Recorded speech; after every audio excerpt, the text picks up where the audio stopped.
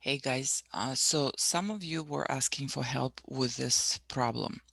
And so the graph is given, and you need to identify whether it's a sine bx or a cosine bx, and also the values for a and b.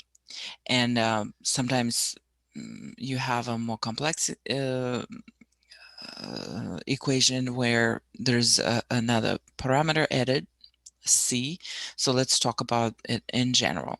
So for these specifically, A is amplitude, and B affects your period, and C will affect the shift up and down the scale.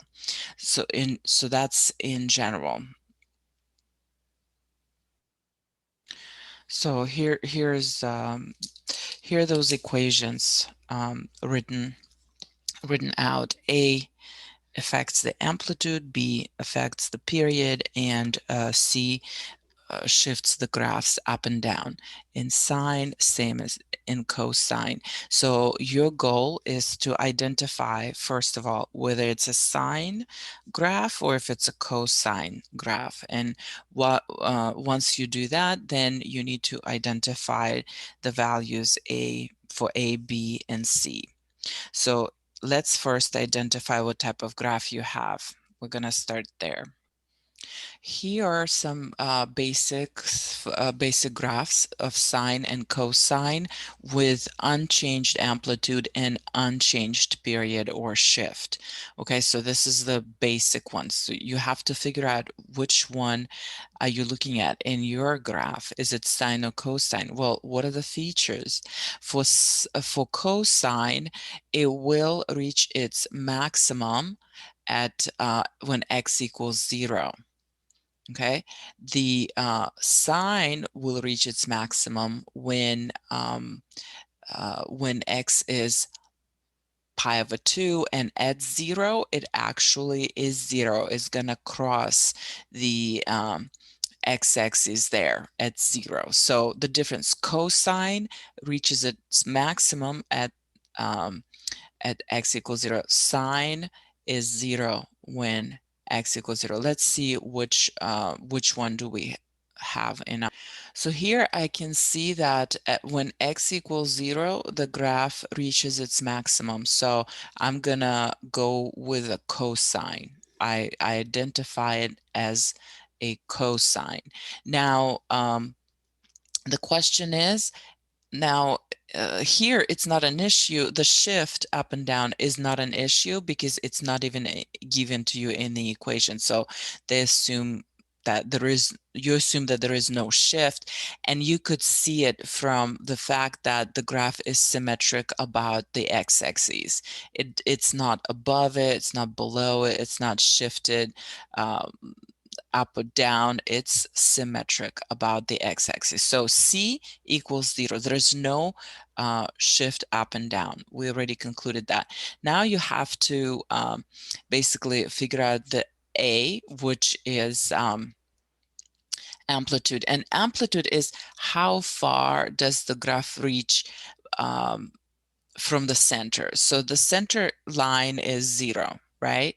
So how far up, how far down does it go? Well, it's 2 in this case. So I will write that, not assume, but we'll figure it out that A equals 2 for this graph.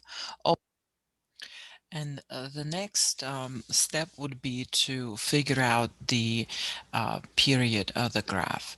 And the period is the distance between the two highest points. That's the easiest way to read the period. So for our graph is pi over 2. So the period is from 0 to pi over 2. The total distance is pi over 2.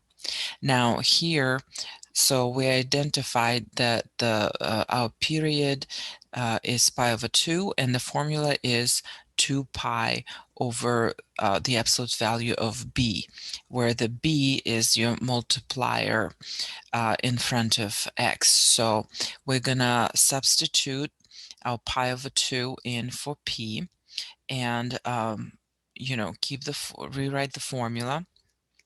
and then solve for b. All right, so in order to do that, we're gonna multiply both sides by b, or the absolute value of b. And also, I'm gonna get rid of pi over 2 and multiply by 2 over pi on both sides. So pi's will 2 pi times pi over 2 becomes 1, and I'm canceling out the absolute values of b, and also pi's will cancel out, so we have 2 times 2 left on the right side. So our absolute value of b equals 4, and I'm just gonna keep a positive 4 for the value of b. There is no reason to have a negative value for b. So now, since we identified our function, we identified a amplitude as being 2 units, and then we identified b as being 4 units. So our function, when we substitute those, will be y equals 2 cosine 4x, and that's the answer for that problem. So let's go ahead and plot it in. Type it in and see if we're right. Check the answer. Yes, so we were correct. We identified all our coefficients correctly, and that's how you do this problem. Let me know if you have any other questions.